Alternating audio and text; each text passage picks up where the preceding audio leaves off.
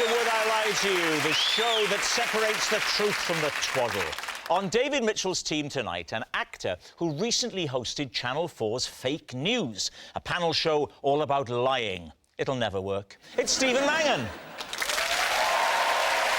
And an actress whose award-winning stage and screen work spans an incredible 60 years. I'm so sorry it's come to this. It's Sheila Hancock. And on Lee Mack's team tonight, she's a roving reporter for The One Show, where her hard-hitting reports saw her visit all 19 of Britain's pencil museums. It's Anita Rani. And the star of Catastrophe, Line of Duty and Shetland. It's Mark Bonnar. We begin, as always, with round one, Home Truths, where our panellists each read out a statement from the card in front of them. Now, to make things harder, they've never seen the card before. They've no idea what they'll be faced with. It's up to the opposing team to sort the fact from the fiction. Sheila, you're first up tonight. Oh. I keep a spare front door key on my cat's collar. If I ever get locked out, I simply call my cat and he comes to my rescue. Please, T. Wow. What's the name of your cat, Sheila? Stanley. Could you do the call? How do you call Stanley? What's it chicken? Surely that's how he calls That's you. What Stanley's... I was confusing because when he wanted to come in, I didn't have a cat flap. And I would do the intercom and say, "Are you there, Stanley?" And he'd go, "Meow." So you haven't got a cat flap? I haven't got a cat flap, no. You haven't got a cat flap, and the spare key is round his neck. Yeah. What happens if you come and he's in the house? He doesn't have them on when he's in the house. Oh, he takes them off, does he, when he comes in? I take them Does he take it off and hide it under the brick for you? I take them off when it's in the house, because it jingles. So do you put him out every time you leave the house? Yes, I do. You do? Are you not worried about burglars? Like, seeing the key around your cat's neck and then using him like a key ring and just... No,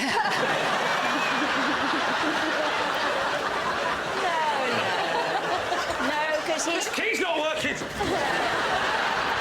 No, it's in a metal case. It looks almost like a whistle or something. Oh, I And you see. just pull it out, and then inside there's a Does key. he also wear one of those medallions with his address on it?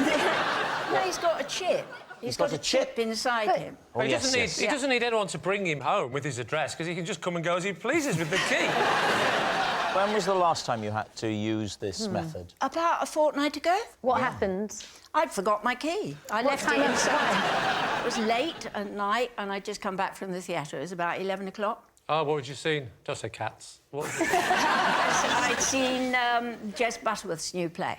Can I just ask why you don't mortise lock your door? Modest? Mortise. Let me say In my defence. My friend is saying, Mary, you're a mortise to lock the door. You're trying to cheer him like a die idea. Don't bring your cats now. I don't know what a mortise lock is. Well, you know the big lock. You unlock the big lock and then you unlock your No, Yale. he wouldn't be able to have a big key round his neck. You obviously aren't that security conscious if you've only got a Yale lock I've at only all got times. a Yale lock. I think all if times. Sheila was that security conscious, she wouldn't tie her key to her cat. So 2 weeks ago, you went to the theatre and you got back at sort of 10:30 at night, 11 o'clock. Yeah. What time did you get back from the theatre? Usually about 11? About 11, yeah. Just making a note of this, I'm going to rob you.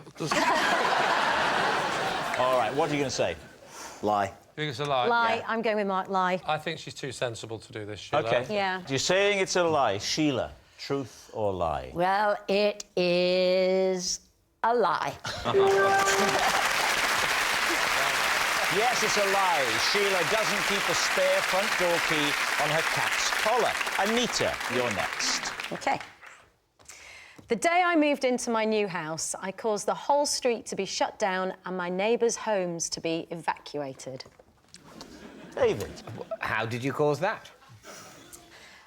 Because we thought we'd found a grenade in the house. You thought you'd found a grenade? Yes. Where did you think you'd found a grenade? Please don't tell me it's round the cat's neck. It was our first day in our new house and we were cleaning in the kitchen. Where did you find the grenade? on top of the cabinet. So it was kind of... So it was really old kitchen with low cabinets. Yeah. And we thought we'd found a grenade. What did the grenade look like? A grenade? No, or what? Describe it. Well, it was my husband that saw it first, and he climbed up, came down the stepladder very quickly and said, I think it's a grenade. What you've done there is not a description of a grenade. So then I went to have a look. Yes. And quickly came back down and said, yeah, it looks like a grenade. What did it look like? OK, it's what I imagine a grenade would look like. That will do. Because I've never seen one. My client does not want to answer any more questions. Because I've never seen one in real life before. And then what did you do? We called the police. So the police woman came round to our house and she did the same thing. She went up the stepladder, looked on top of the cabinet and said, I think it's a grenade, better call Sarge. So she phoned What is back. that? Sergeant. Oh, sorry, You know, I thought you Sarge, meant... Sarge. I thought Sarge sounds like a thing like Spectre, doesn't it? Cobra. Cobra, yes, Cobra. Yeah. You thought it was an acronym? Yes, I thought... Yes, well done. Can I just Special.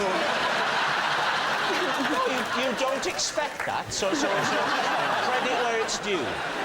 Did anybody ask whether the pin was still in the grenade? So at this stage, we're still trying to find out what it is. So the Has policewoman Sarge come yet? So, Sarge? Is that an acronym? No, it's not an acronym. It's a shortening of sergeant. so then Sarge has Thank turned goodness they didn't call for the constable.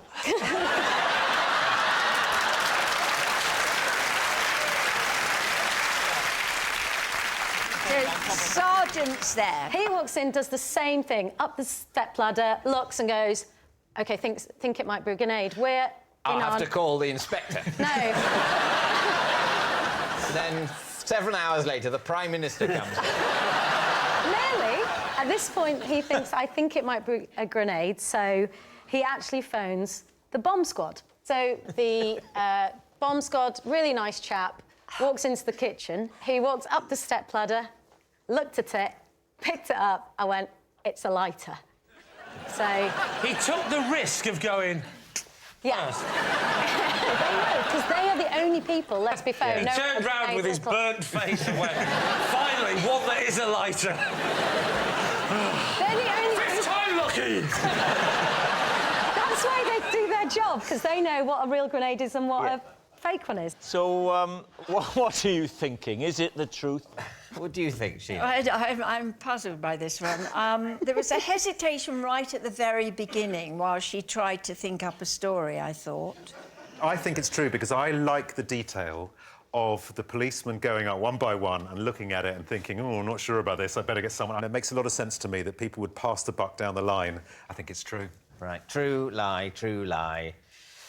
Lie. Anita, was it the truth or was it a lie? It was... true!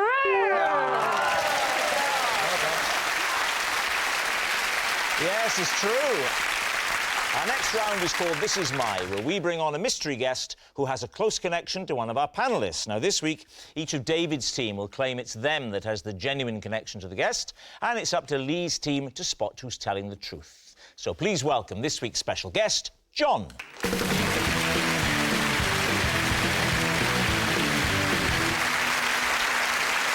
So, Sheila, what is John to you? Well, this is John, and he disrupted a show I was in with an explosive attack of the hiccups.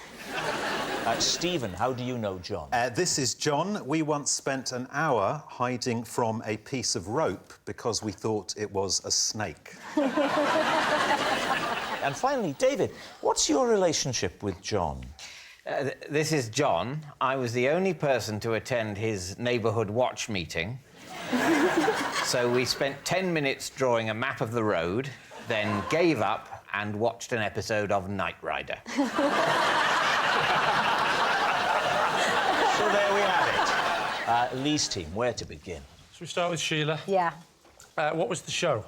It was a musical called Grey Gardens, which I did last year at Southwark Playhouse. It's a fringe theatre, so the audience are right on top of you and you can hear everything. And at the beginning, I could hear this person sort of suppressing something, like that. And then there was a really quiet moment, and he had the most terrible attack of hiccup. It was like as though he was choking almost. So eventually...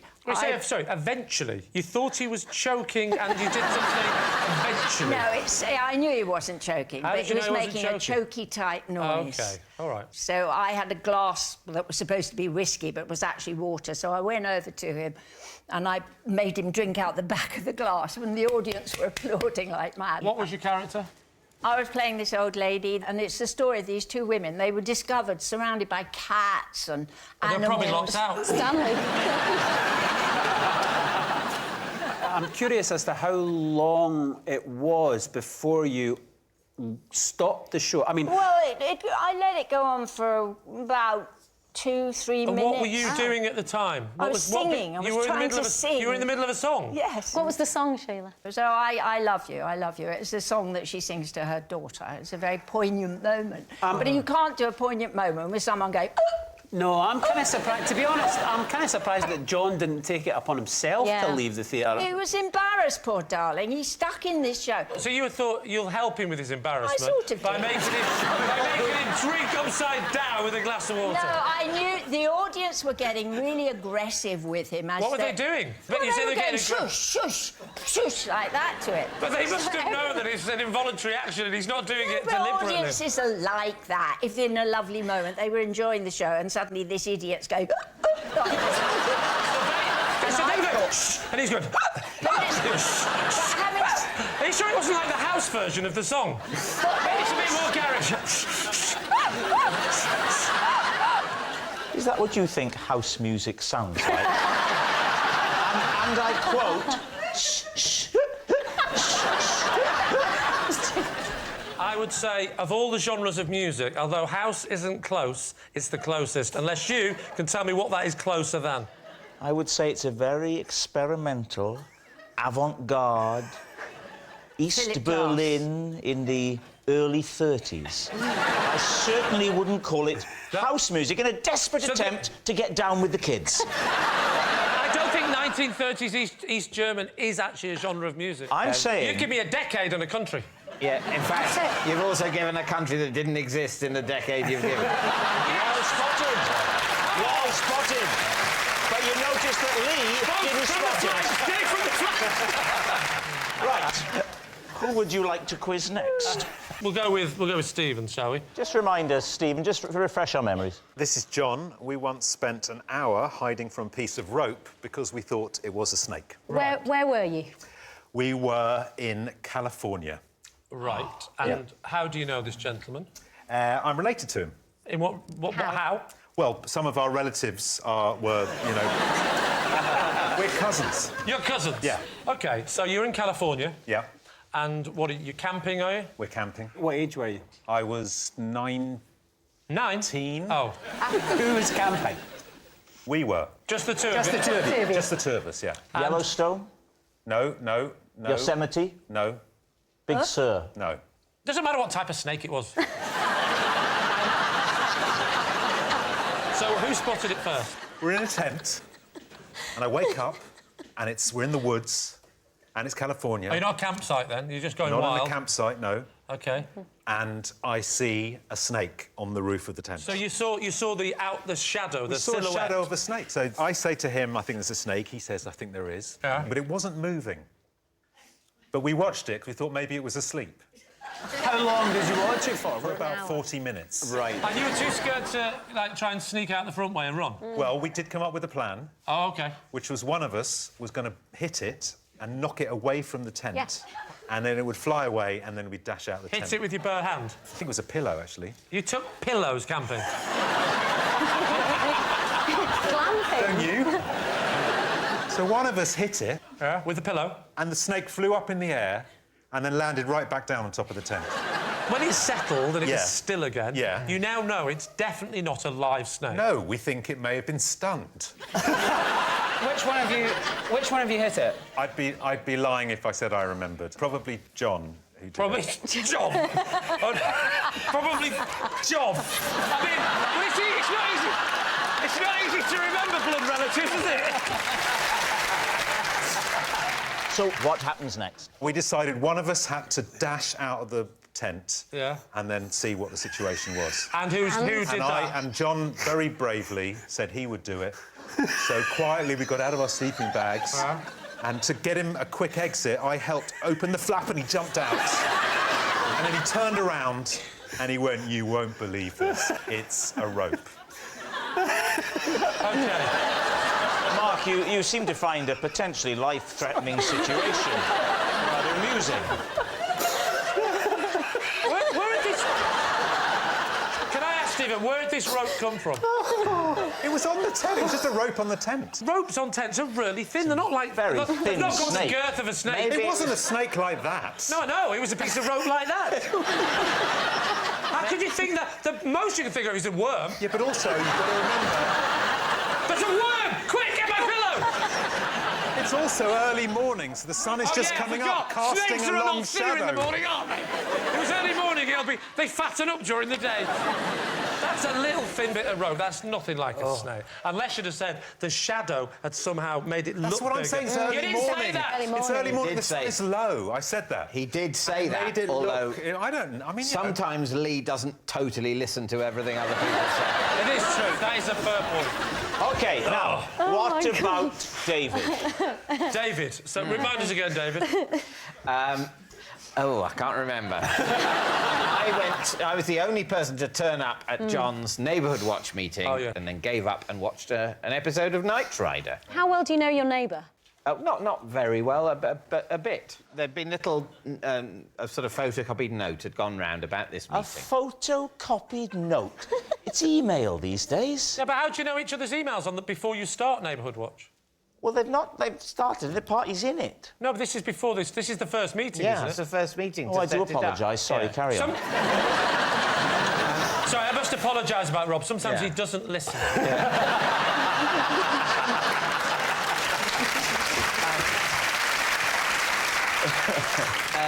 And anyway, so between me and my wife, we decided that one of us should go. And we thought that, And she thought it should be you. And it turned out I thought that too.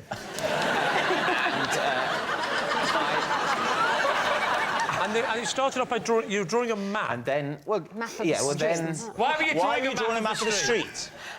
just because John wanted to explain the area he thought this neighbourhood watch group should cover. How many houses away do you live from him?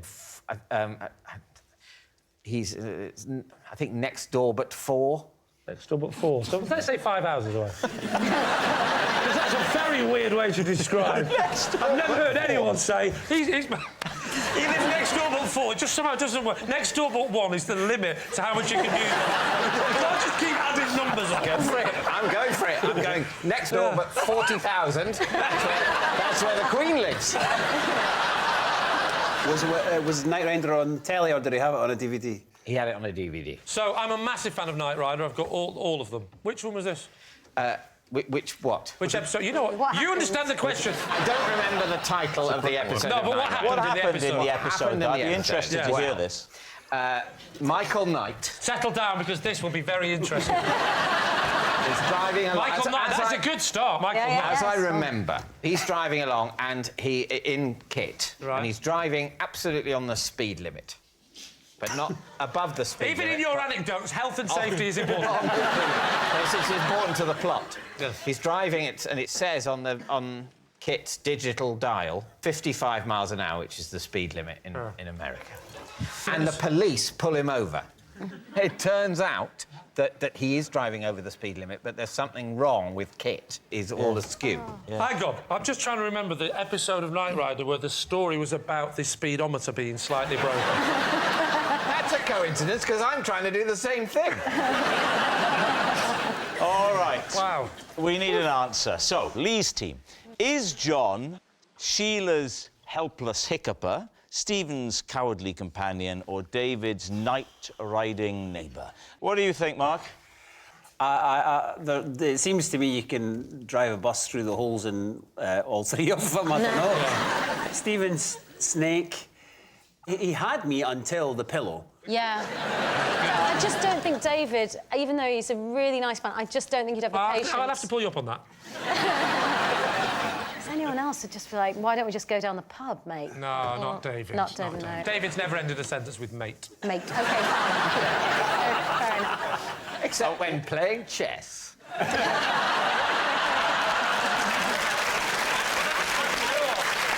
Even for you, David, that was quite middle class.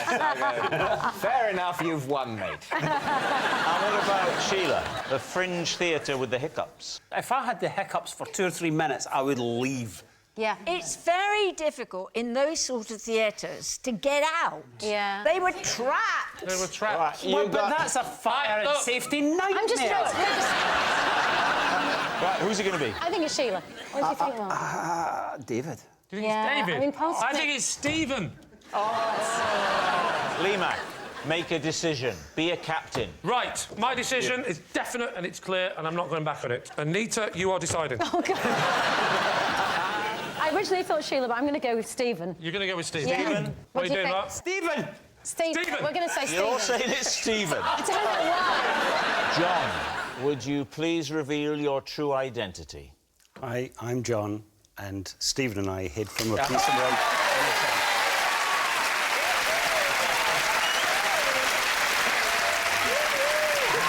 Yes, John is Stephen's cowardly companion. Thank you very much, John. Which brings us to our final round, quickfire lies, and we start with... It's Lee. Oh. Says possession. Right, under the desk is a box. If you bring the box onto the desk. Now, read the card first and then show us the possession. I recently took a crash course in taxidermy, by the end of which I've managed to make this. Please show us what this is. Pop it onto the desk.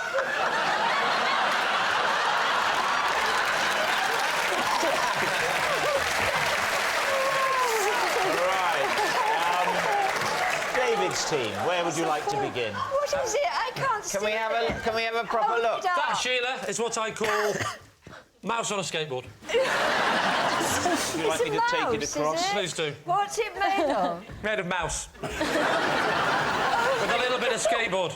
Oh, no! Oh, How was he killed? He looks like he was... I should point out that he wasn't killed. He was found dead naturally. Looks like he was found walking down a very small alley.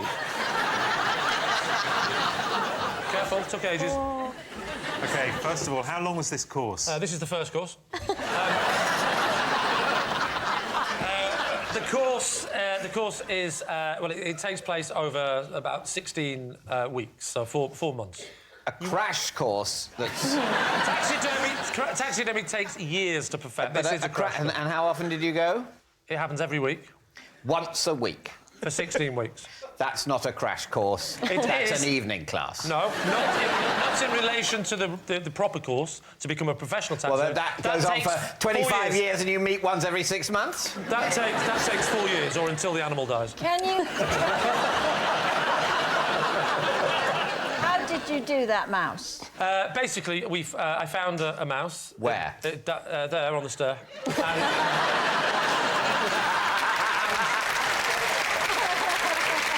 And it had little clogs on. I found the mouse actually in the cage which it was kept in because it was my child's pet. And it was skateboarding. No, he wasn't skateboarding. My son was a skateboarder, and that's why he wanted the mouse on the skateboard. What did you do with the mouse that you found? Well, the first thing I did was I had to break the news to my son, and I said, "Your mouse is dead." So that was that covered.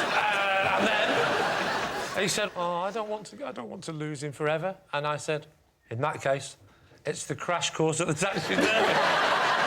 So wait a minute, the mouse dies. You Correct. have a conversation with your son. What are we going to do? Let's stuff him. I know, I'll learn. I won't get a professional animal stuffer. And that's because... I'll learn to do it. You ring up the course, they say there happens to be a 16-week course starting next week. How many people were on the course? I would say there was 12, 14, something like that. 12. There was 12. 12. 12, yes. Yeah, Sorry, you're- no, it was a disciples' convention. Talk me through them. What sort of people were they? There was Matthew, Mark, Luke... Oh, sorry, there was a guy called Thomas. He wasn't sure if he wanted to be there. Tell us what you do. The first thing you've got to do is always check that the mouse is actually dead. So, sorry, it's always a... It's always a mouse. This course is just for mouse stuffers. No one had anything else they wanted to do. So everyone, all 12 of you turn up, sit down, get your mouse out. You've got to remember that it's an introductory course. There was one guy, just one guy, Brian. A good entry turned up with a giraffe. He turned up with a giraffe and you went, you want the advanced course, mate, because we can't do this in 16 weeks. Next door, the one that's got the, you know, the Velux windows. You can only stuff a giraffe if you've got Velux windows. That's the first thing you learn. What do you do? Scoop the inside out? Thank you. Is someone finally interested in the art form? First thing you've got to do is get rid of the inside of the mouse. How? How do you do that? How? Good question, Sheila. You get a sharp blade and you make an incision from the back of the skull all the way down to the tail. So what happens when you make that incision down the spine? Down the spine, yeah. What happens? So now I can only be described as a very, very horrific pop-up book. Because I opened it up like that. And it's not a pretty sight. I would describe it as sort of mouse spine-like. And I went all like that. And the fella said, first rule of get stuffed, taxidermy, crash course. He said, this is the interesting bit. He went, is never, ever open them from the back. I learned a lesson. You've got to learn, haven't you? You've got to learn. You've got to learn. So what did you do? Well, it means you got me needle and thread. So you stitched the mouse back up. Stitch the mouse back up, right. Get him back to how he was. Right. Turn him over. Yeah. Slice down the middle. And then what did you do? You have to... Effectively, there's no easy way of saying it. I had to scrape out his insides. With what? With the tools that they give you. What sort of tool is it? Well, there's many, many tools. You know those weird things you get when you're trying to get the last bit of lobster out of the claw? And it's like a little fork. It's got It wouldn't work with a giraffe, though, Oh, would no, it? just a giraffe. All you need for a giraffe is a spade and loads of bamboo. OK, so you scoop out... We learned that on day 4. What do you put back in to give him that healthy... You build individual fragments of bone shapes, but out of metal, and glue them all together. It takes 15 weeks on a Thursday night. What do you think, David? It sounds very plausible to me, but what does your team think? Sheila, what do you think? No, I think it's a lie. You think it's a lie? I can't see why anyone wouldn't believe that. I don't think there's any level on which any of us believe that. They're saying it's a lie. Lee? Yeah. Is it the truth, or is it a lie? Oh, I actually have to go through the thing of pressing the button. Lie.